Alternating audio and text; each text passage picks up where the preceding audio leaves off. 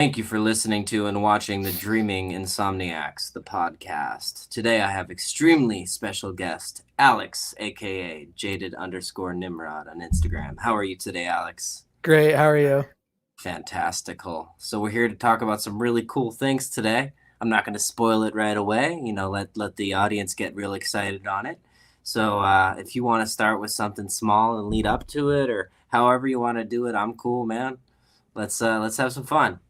All right.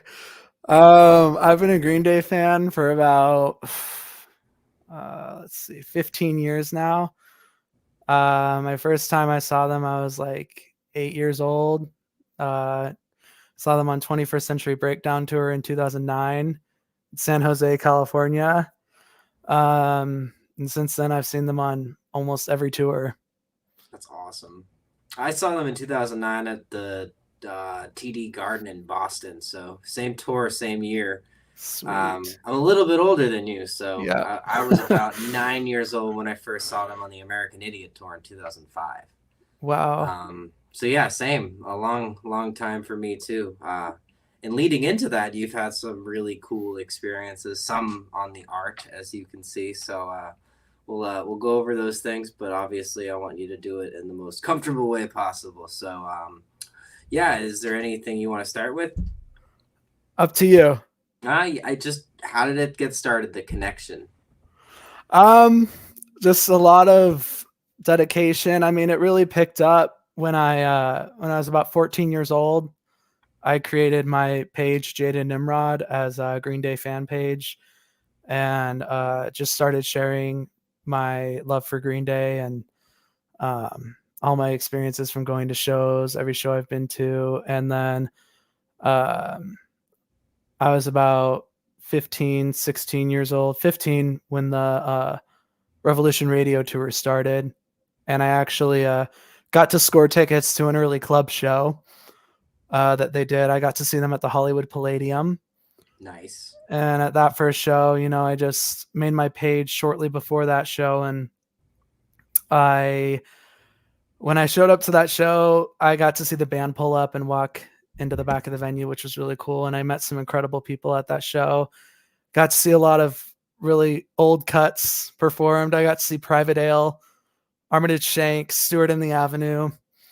Um, and then after that, I saw them in Phoenix, Arizona in March of 2017. And then in August of 2017, they came here to my hometown, Salt Lake City, at Go USANA Utah. Amphitheater. Yeah. And I got pit tickets to that show. And my sister went with me. Shout out to my sister Anna. She's watching right now. Um, Hi Anna. she she went into the pit with me, and basically I had known that Billy pulls up someone on the very first song to sing Know Your Enemy. And I was barricade on Mike's side, and I was just telling everyone around me and the security and everything, hey, like, I need to be pulled up to sing Know Your Enemy. It's the first song. He always pulls someone up. And I was just telling everyone I was so determined and so pumped. So everyone around me said they were going to point at me and try their best, but most importantly, I told all the bouncers, all the security. And basically when Green Day took the stage and came out, Mike came right up in front of me, went up on the little riser and got the crowd hyped, and he just looked at me and gave me a wink. And at that moment I knew, I was like, okay, it's gonna happen. And yeah, so halfway through the song, he's like, I need somebody, who knows the lyrics. And he came over to my side and he was just like, oh, she knows it, he knows it, whatever. And yeah, Mike Dirnt like taps Billy and he points at me and he's like, pick him. And Billy just kneeled down right in front of me and he's like, you know it. And I just got tunnel vision. I mean, it's just me and Billy just looking right at each other. And I was just like, I was like, I know it. He's like, you swear to God. And I like raised my right hand. I'm like, dude, I know it. He's like, get your ass up here.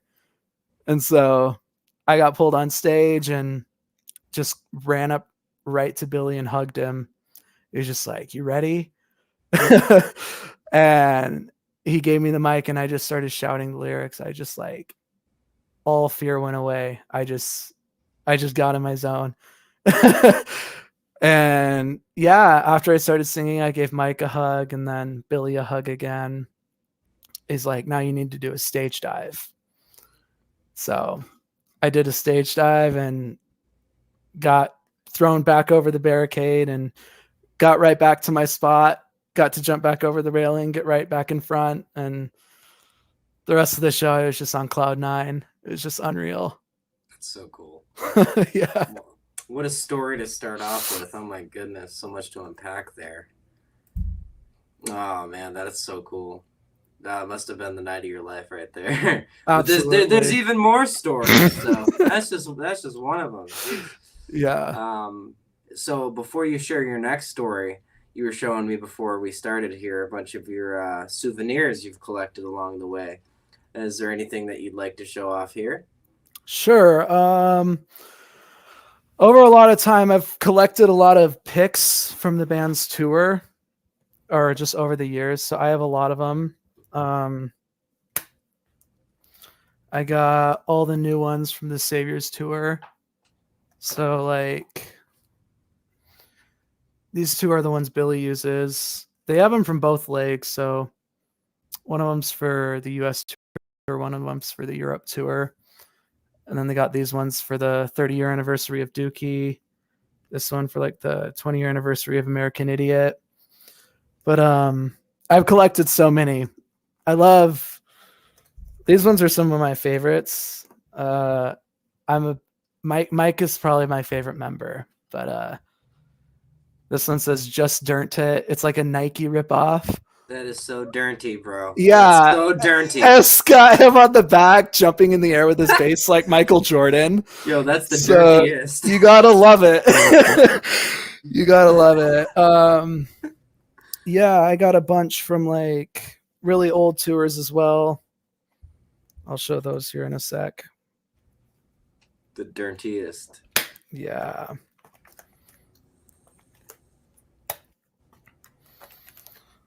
But I got a lot from their side projects too. Like I got the long shot pick, the cover ups.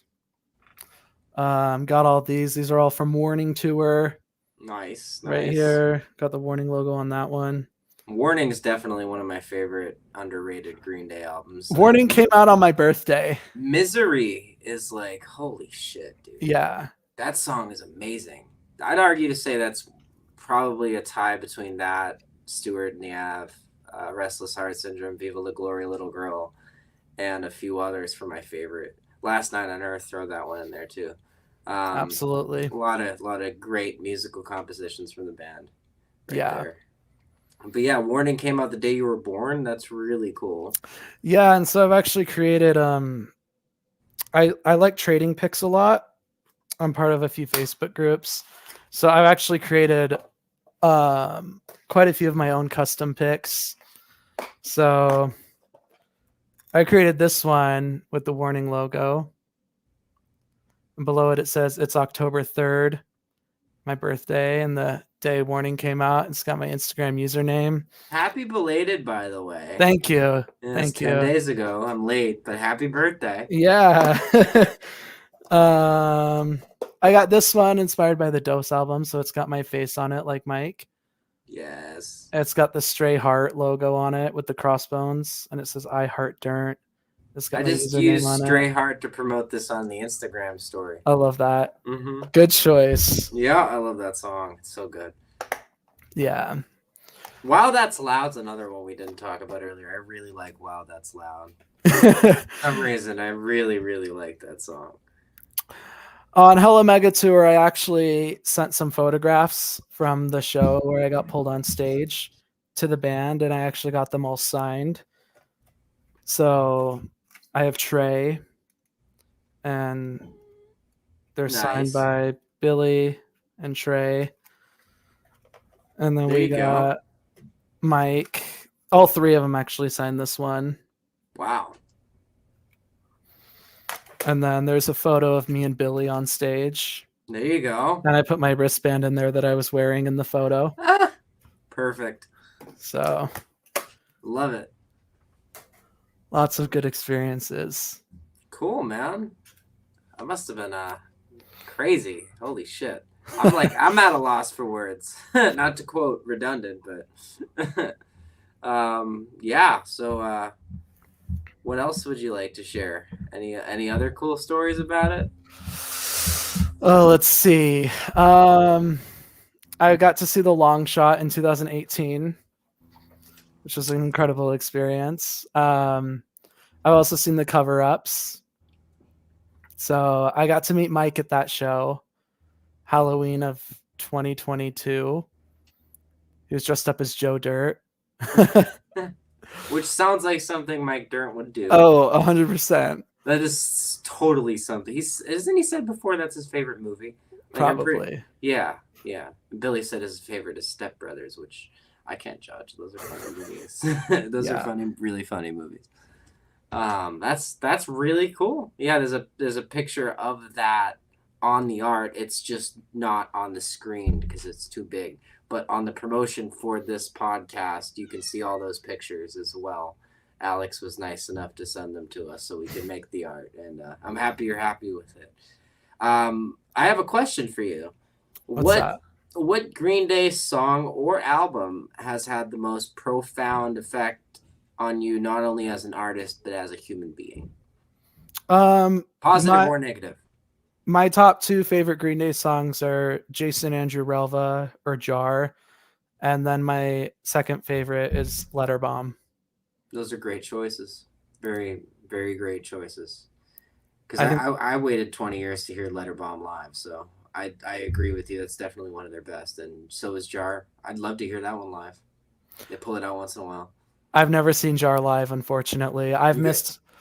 But you got Stewart. You got to see Stewart in the app. I'm fucking jealous. Yeah, but Jar is my favorite, and so I've just been waiting to see that song live. I've missed a lot of secret club shows where they've played it, and yeah, but seems they only pull it out for those kind of things now. Yeah, when I went to New York and met Billy there, they actually played "Disappearing Boy" at the show, and that was incredible to see. So I love the first album. I mean, I don't really count 1039 Smooth Out Slappy Hours as the first album. Mm-hmm. I count 39 Smooth. I do like the other songs, but Disappearing Boy was on the original 10-track run of 39 Smooth, right?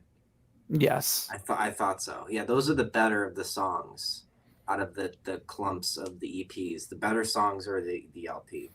That's why I really only include the 10, and The Judge's Daughter is great. I love that solo. Solo. Where's that been?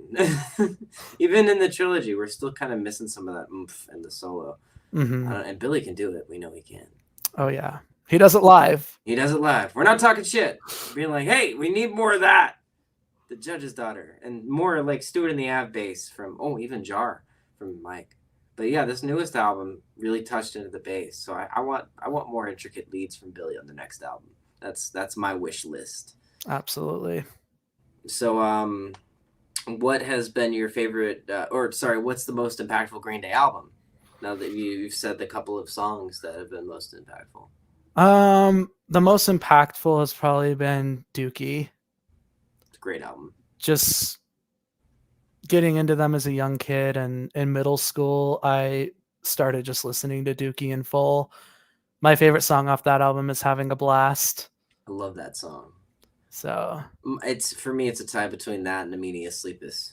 Yeah. And it's cool because Mike wrote one of them, Billy wrote the other. So yeah, no, I agree. That's a great one. You were saying earlier to me that Insomniacs your favorite though.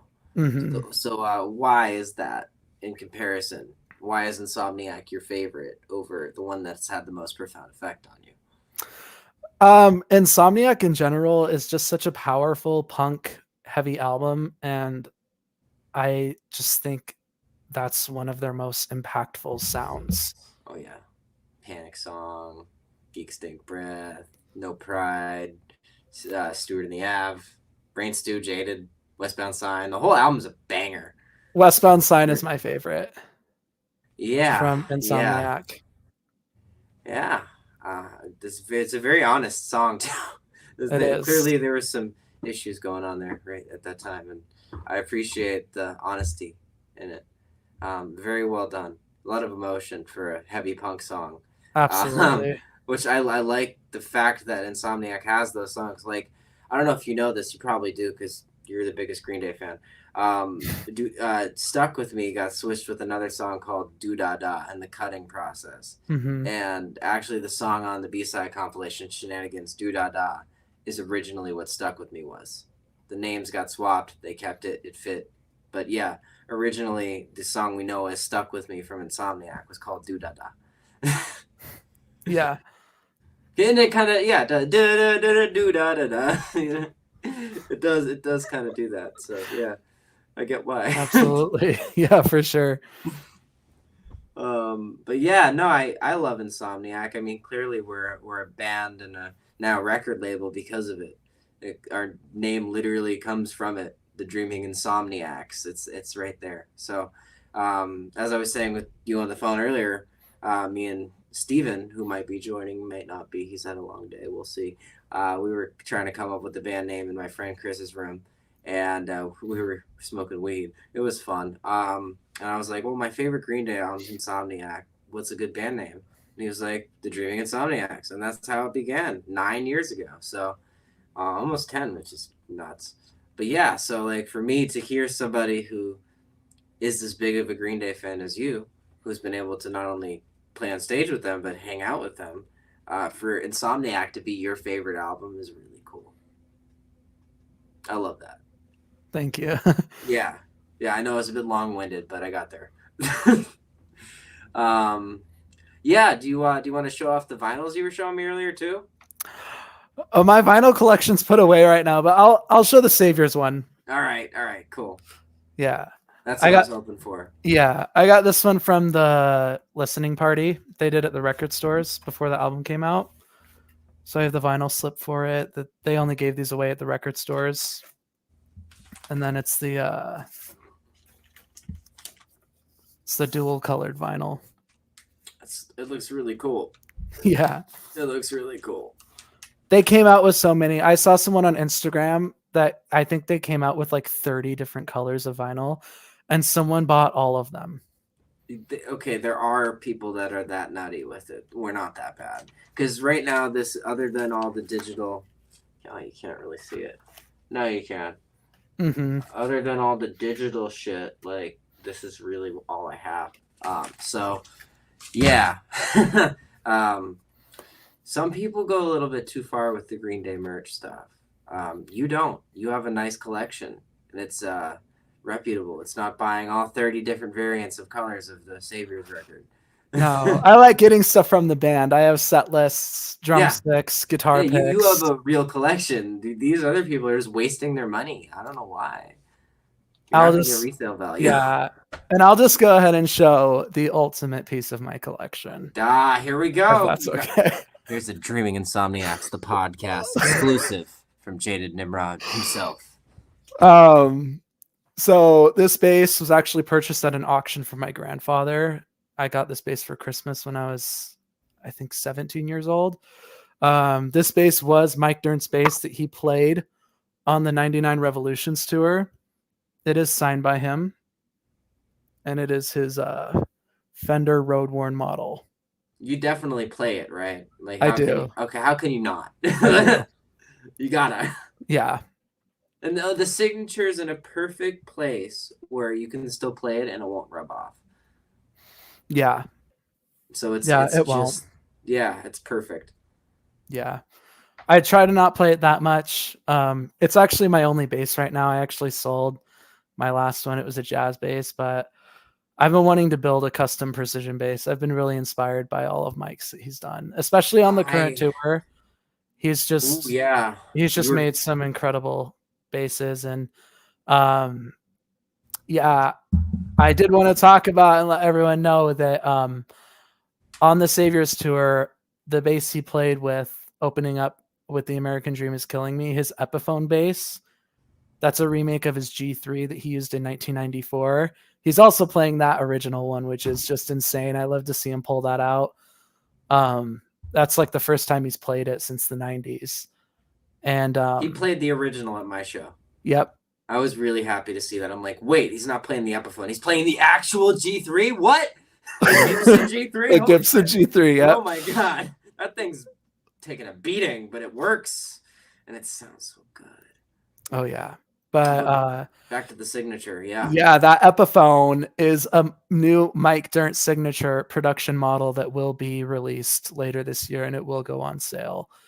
You guys should go watch the rig rundown from Premier Guitar. They did one back in 2013.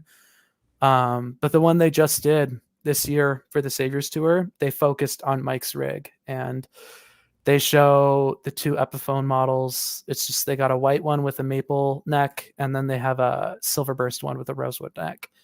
Nice. And those will be coming out later this year and going on sale. So I'm looking forward to buying one of those, and I'm gonna. How much do you think they're gonna be? It's been rumored. I think they're gonna be around 700. That's not bad. Yeah, some people think they're gonna be like 1,000. No way.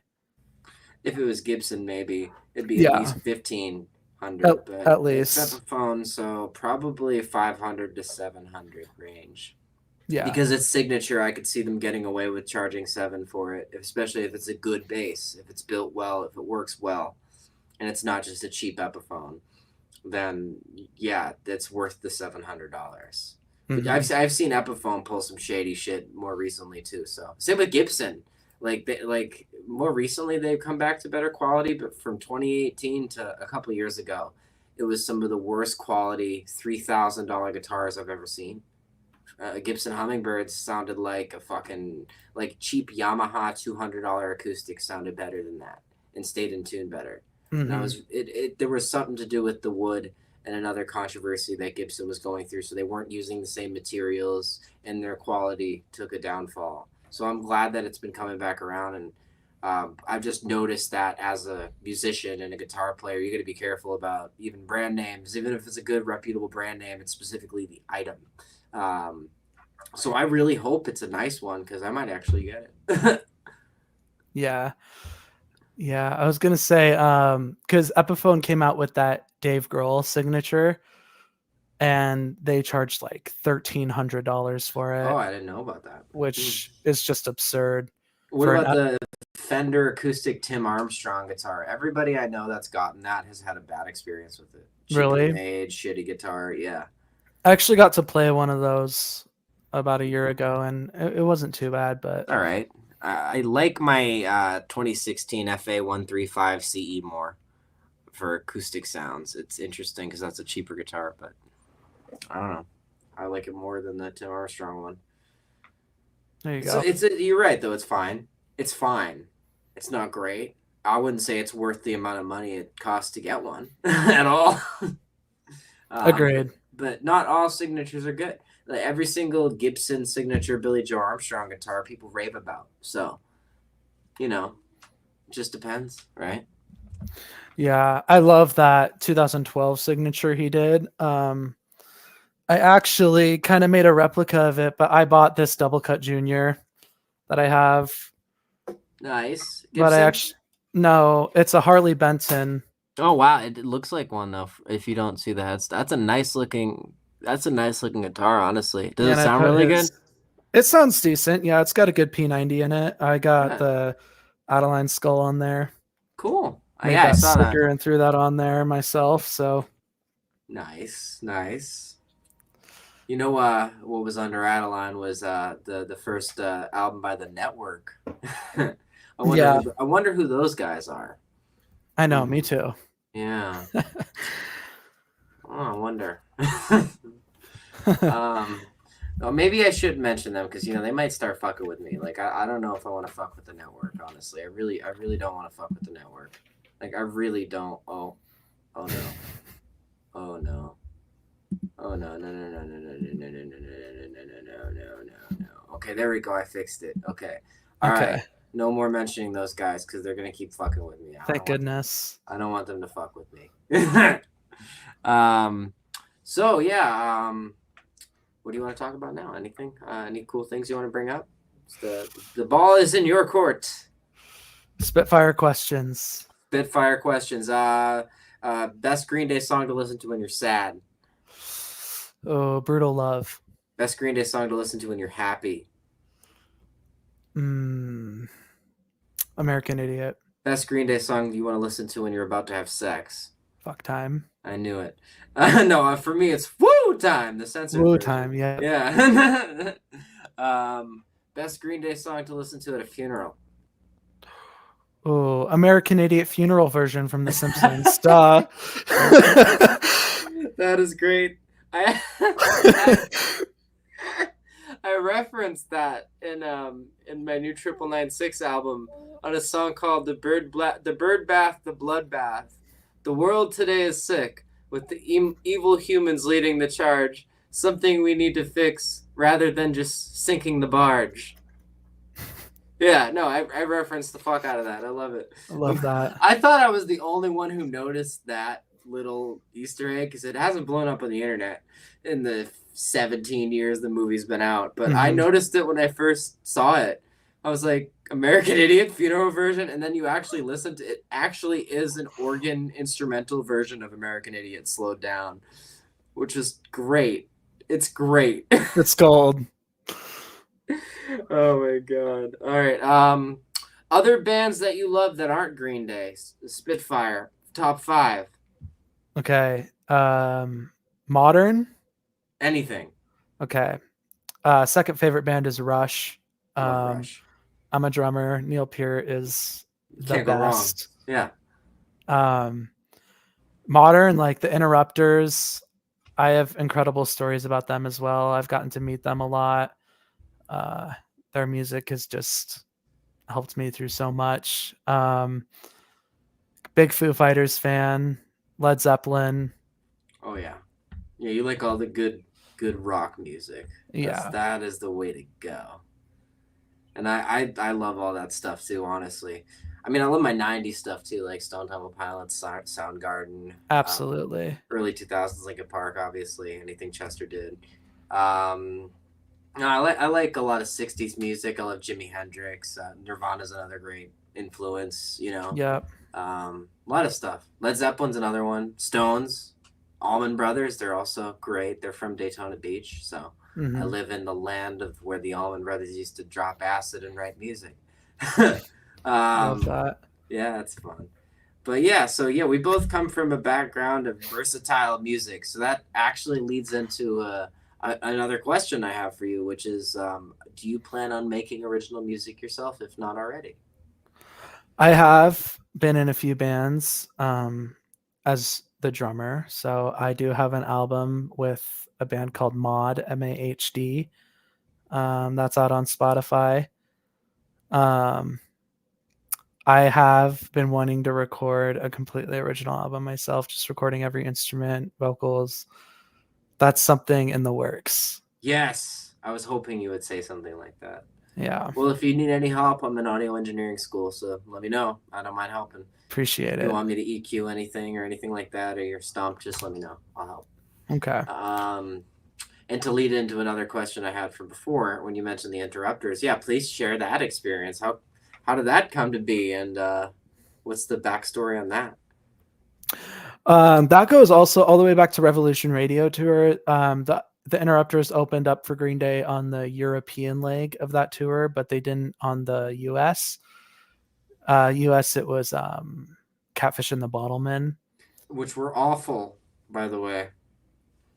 I don't think they're too bad, but when I saw them open for Green Day, it just wasn't. But every single band I've seen open for Green Day, I actually missed Smashing Pumpkins and Paradox because I was late, so I didn't see the openers this time. But like AFI literally butchered Miss Murder; they couldn't perform it. Like the only time I've ever seen a good opener for Green Day was Jimmy Eat World in 2005. Other than that, it's mostly subpar. Even Against Me, I couldn't even hear the singer's vocals. Yeah, I was going to ask you about that. It must have been incredible seeing Jimmy Eat World open for Green Day. Yeah, that was a great show. They complemented each other musically. It worked. I could have been 3 years old at that show. Yeah, man, you would have been. Little toddler. Yeah. Well, But actually, no. You were born in 2000, right? So yeah, you would have been 5 when that yeah. happened. Yeah, it was nuts. It was fucking crazy. Seeing Jimmy Eat World open for Green Day was awesome. And my brother, because I had just gotten Tony Hawk's Underground 2, so Pain was like the song. That and The Doors Break On Through to the Other Side. Pain was the number one song on there where I was like, yeah, I like this. So it was really cool. He gave me the Future CD that song's on, and he had given me American Idiot, and he said, get to know this band. You're going to see them in September. And that's where it started for me. Um, yeah, also I think seeing Jimmy Eat World open for Green Day and their prime too, made it so like anybody else I ever saw open for Green Day again wouldn't be as good. So I think that's part of it. You know, I'm a little biased, but also like AFI was that bad against me. I could not hear the vocals, and Catfish and the Bottlemen was forgettable. Okay, You fair know, enough. that's how I feel about it. But back to the interrupters. Yeah, sorry. No worries. So when I saw them, well, not when I saw them, but when they toured with Green Day on the Rev Rad tour in 2017 in Europe, um, obviously that piqued my interest and went on their Spotify and started listening to their first album, which is just incredible. I love the ska punk sound they have. Um, and then when that tour was finally over, they did a short tour with Swimmers. Not going to give my opinion on Swimmers too much. That band is history, but Yep. Yeah, um, we don't need to. I've talked about that situation before. We don't got to go into all that. but the Interrupters opened up for them, and they were just incredible. I got to see them in a tiny venue, very intimate, and uh, actually at that show, Kevin, the guitarist, fell face first off the stage, sprained his wrist. They Oh, stopped the show for about 20 minutes. He wrapped it up, came back on, and finished the set, that is which punk was rock as just fuck. so badass. That is punk rock as fuck. Shout out to Kevin from the Interrupters. Right on, bro. Right Yeah. on. You know what? That deserves. Yeah, that deserves a round of applause. Holy shit. And they've come back quite a few times since then, and I've just seen them every time, and they just interact with the crowd and fans so well, more than any band I've ever seen, to be honest. And Love it. on Hella Mega Tour, I went to a lot of those shows. Um, First one I went to was in Miami, Florida, on August 1st. So I was always front row for those, lined up at like 6 in the morning. Wow. Waited I, all day. dude, I got to the show in Truist Park like right after 7. Green Day still didn't play for like an hour, but like I like did not wait all day. Like I can't imagine leaving Florida to go to Atlanta, the 5 hour drive at like what 4 o'clock in the morning if I wanted to stay there the whole day. Mm-hmm. And that wouldn't have been worth it. I would have just been too tired, man. I respect you for being able to do that. Yep. That's a lot. No bathroom. No Nothing. bathroom. Jeez. You know, All you have gotta bring an adult diaper at that point. you just meet so many people in line though, and make so many good friends, and just have great conversation. To be honest. That is always how Green Day shows are. Like as soon as I got there, and I'm in a fucking stadium filled with 30,000 people, but I'm looking around and I'm like, oh, these people are just like me. Cool. Like you just feel at home. So yeah, Absolutely. they know how to, and I'm glad that they brought the Interrupters back with them for the tour after. That's really cool, and even brought them to America that time. Even better. So you got to experience both again, but not separate, right? No. But yeah, I on Hella Mega Tour was great. Seeing Interrupters open up, they just noticed my energy. I just knew every word to every song, unlike anyone else there, to be honest. I was just hyping. I carried the energy for the crowd, to be honest. Not gonna The energy, man. give No, that's myself too much credit, but as a performer, someone like you is appreciated. Trust me. I a little side story. I played a show at a private residence in Ormond Beach in 2021, and it was like an original music fest in someone's like property, right? And this one kid was like fucking singing along to our songs he didn't even know. and you can hear him clearly. And when I pull out the Green Day covers, he got real excited and he was singing along to Boulevard of Broken Dreams and stuff. And then I find out that he's like, at the time, the most famous person I knew. I don't know if you ever watched the stick figure fighting YouTube videos, but the Big White Gun. That's who he is. So I've had him on the podcast, which is nuts. It's just funny. That's how I met him. Just the energy guy in the crowd singing along, like even the songs he didn't know, but he was singing along to it. It was cool, man. So That's yeah, like fantastic. someone like you is very appreciated. Yeah. And yeah, I went to a lot of Hella Mega shows. So before the Denver show, I actually was posting a lot of content about the Interrupters. And the next day, after one of the Hella Mega shows I went to, I woke up and I saw that my account got followed by Amy Interrupter and the Interrupters band account. Nice. So the lead singer and the band follows my page, Jaden Nimrod, now. That is awesome. Proud of you, man. That And that is cool. yeah, and I wrote them a very personal letter before the Denver show. And at the Denver show, I was front and center. And at the end of their set, Amy came up, gave me their set list signed by all of them, and I got to give her my letter. Um, and the photographer for the band that day, I took a sign that said "I Heart Interrupters," and he took a photo of me right as they took the stage as a professional photo, and they posted it on their story. It's just a photo of me and Amy exchanging eye contact, me holding up the sign, and it got posted on the band page. Aw, that's sweet. I love that. Yeah, and the next day they were playing San Francisco, and after Green Day was done, the whole crowd cleared the floor, and I went back to the sound booth, and the Interrupters were there. And Amy told me that she read my letter and how much it meant to her, and I got to meet them for the first time and talk to them, and it was just a very emotional moment for me. Oh, that's really cool. That's a beautiful story. I love hearing that. I love hearing when your heroes end up being good people. Yeah, That's always a positive experience to share, and I love the fact that you shared that here. Thank you. Um, absolutely. I was that the fact that they followed you too just made me think of something. So you obviously know Pinhead Gunpowder.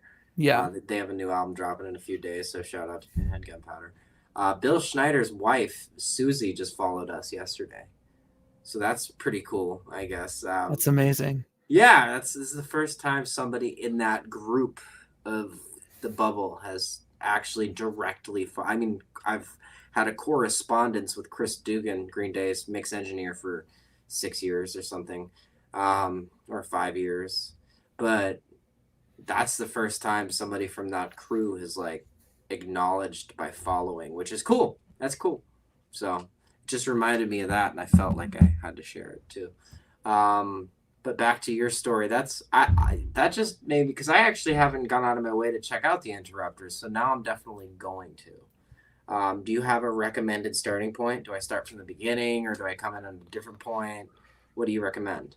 I would definitely listen to their music in chronological order Okay. Okay. because their sound just progresses. I like that though.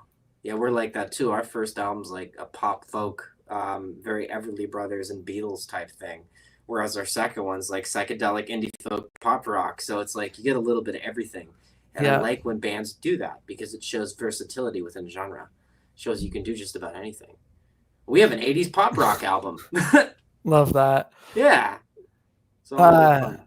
yeah, I went another time after Hella Mega Tour was done in 2022. They came to Salt Lake and opened up for Flogging Molly, and they Nice. played at an outdoor venue in the parking lot of a venue. Hell of a name, by And the way, Flogging Molly. yeah, I snuck around to the fence back by the tour buses and got to talk to the Interrupters again. And I had messaged them a little before that show asking for them to play my favorite song, which is Good Things. Um, and they didn't play it. And I talked to them about it and I was like, oh, I was really hoping that you would play that song for me. And Amy was like, okay, well, we'll put you on the guest list for our Vegas show. and you can come down and pick any 2 songs to swap out on the set list for any 2 songs you want, and we'll play them for you. That is so cool. Did And they do it? so, yep, I drove down to Vegas. I was messaging Amy on Instagram DM. She had our conversation pinned, and she was replying to me left and right, just giving her my information. She put me on the guest list with a +3. So I got to drive down there with my mom and a couple good friends, and we got VIP tickets for free. That is so cool. Got into the venue, and they were just like, "This song's for Alex." Shouted me out in front of 5,000 people. That is awesome. That is so cool. Yeah. Right on. Shout out again to the interrupters. You're making me love them. That is so cool. Another thing you mentioned before our stream here on the phone was you actually opened up for a band that. So I don't want to like share all the details. If you want to share that. Yeah. So I was in a band when Ultra Q came to Salt Lake City, and they were playing a small venue. And for those who don't know, that's Jacob Armstrong, Billy Joe Armstrong from Green Day's son's band. Yep. And my band reached out to the booker for that show for Kilby Court, and we got booked to open up for them. And that was an incredible experience. The show was sold out, and Kilby Court's like a little garage venue, and it's just, when that place gets packed, the energy is just unmatched. Love it. That's so cool. So what was that experience like? Did you I know you mentioned earlier you got to meet him briefly on the phone. Was that what it was? I did get to, so I got to hang out with Ultra Q, talk to Jacob a bunch, and there you go. Jacob called his dad, and I got to say hi to Billy on the phone. And that's what it was. That's cool. Now, was this after meeting Billy or before? Meeting Billy in New York? Yeah. This was a little after. So did he remember you from that? Yeah. That's fucking awesome. Think about all the people he meets, and he remembered you. That's cool. That's cool. Yeah, he said he's seen my page before. I haven't been followed by a band member before, but there's a few fan pages on Instagram that Billy follows, as well as Mike. Yeah, but he also looks. He doesn't have to follow them all. Exactly, and my page is public, so. Right, yeah, that's what I'm saying. Like, he's seen your page before. That's cool. That's a little piece of insight right there that he gave you. But also insight for me, because just like Marshall Mathers, he's a underground music nerd. He knows everything. Exactly. So Billy and Marshall both have that in common, where they know what's up, and I love that. If you're gonna be a huge rock star, you got to be in the know on all levels, not just on the big radar. So I respect the fact that artists of their caliber go to that level to see what's out there, because that's how you find the next Green Day. That's how you find the next Stone Temple Pilots. That's how you find the next Eminem. You know what I mean? And that's what Billy knows. He knows that. So yeah, and he's very careful about who he associates it with in that way. I mean, look, when they just met the Paradox, it was very brief. It was at the show I went to. They did a little thing in passing in the hall for Instagram, and that was it. But that's still that's huge for them. You know what I mean? So like, I don't know. It's all about selective and being careful about it. So I think they're being smart about it. You know, they pulled you on stage. They don't do that for everyone. And the fact that Mike winked at you, I do think now that it's definitely to a degree set up. Do I think it's a bad thing? No, because it's actually smart. Because if you pull somebody up on stage that you don't have planned and it goes awry and it's bad, then you know, it's a whole thing. So like, it's not a bad thing, but also like adds credence to the fact that we had at the show I went to that Chris Dugan knew weeks ahead before that I was going to. And our number one song, the first song on our new album, Back to Insomnia, is Eternity. And the girl they pull up at our show is named Eternity. And like Billy knows her name and he stumbles for a second on stage. He's like, "What's your name again?" "Eternity." "You're goddamn right, it's Eternity." And like, come on, man. Nothing wrong with that, though. I just think it's kind of funny. It's like, okay, so there's definitely a level of it that's not natural, but it's not a bad thing. It's not a bad thing. It's cool. It's a good opportunity for the people getting pulled up like you and Eternity.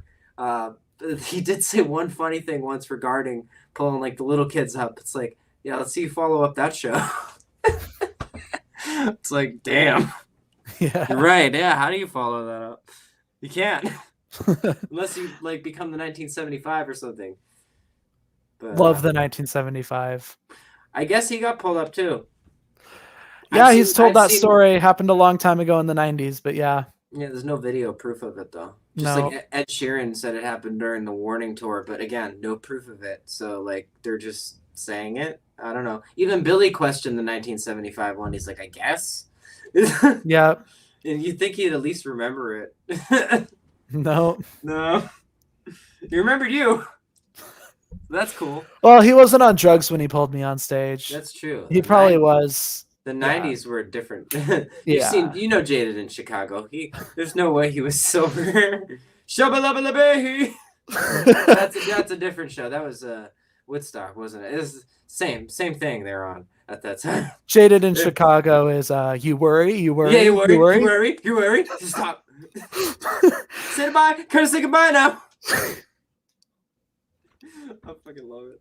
At one point, I think it was Trey that wore like a Halloween mask on stage at that show specifically. They don't do shit like that anymore. That was like interesting. I guess it was because it was before their Punk Bunny, originally Drunk Bunny mascot. You remember how the bunny used to act drunk and now he doesn't? They completely got rid of Drunk Bunny. It's not Drunk Bunny anymore, which it's a better mascot if it's not drunk. It was just funny. Yeah. It fallen over and stuff. Now it's like doing the worm. I always did the worm, but you know what I mean. Yeah, man, that's so cool. The fact that you got to open for Jacob's band, though, that must have been an honor. Plus, I really like their music. Have you heard their new album? It's really good. A little bit. It's very reminiscent of something Billy would do. There's clearly influence there, but also like Jacob does his own thing too, which I like to see. Like obviously your dad's Billy Joe Armstrong, you're gonna have huge influence in music, and maybe not. You know, you could run in the other direction like someone else. But you know, I like the fact that Jacob still manages to do his own thing and craft his own sound with his band. I love that because he's really talented. I've always loved Jacob. Like I said, I was friends on Facebook with him for years with my original account before it got deleted. So like Jacob's a nice dude. Does he always like go out of his way to respond to people? No, but that's just kind of how they are, you know. Super nice people though. Yeah, man, I think that's really cool that you've got to have all these experiences, and I mean, you know, more could happen. You never know. You could see Billy again. He'll probably remember you still, and he'd be happy to see you. You know what I mean? So, and Mike too. I'm sure that it'd be a good experience. So I think that's really cool that you got to share that with me. Yeah, fingers crossed. I know that at some point I've been in talks with Chris Dugan about coming on, so we have that as a possible upcoming podcast, and Paradox is coming on too. I've been talking to Zealand and PC3, the drummer and guitarist for Paradox, and they're interested in coming on. So anything I can do to help out artists is what I do with this platform, and the fact that you came on, I'm super grateful, man. Thank you. If you want to keep talking, we can. Is there anything else you want to share? Not really. Okay. Just don't have too much else. Yeah. Do you have any shout outs, plugs, etc.? Yeah. A few great Green Day pages on Instagram. My good friend Krista at Green Day Dreams. Great fan page. I'll pull up my Instagram here because I'm gonna give a few people credit. Yeah, throw them all in there.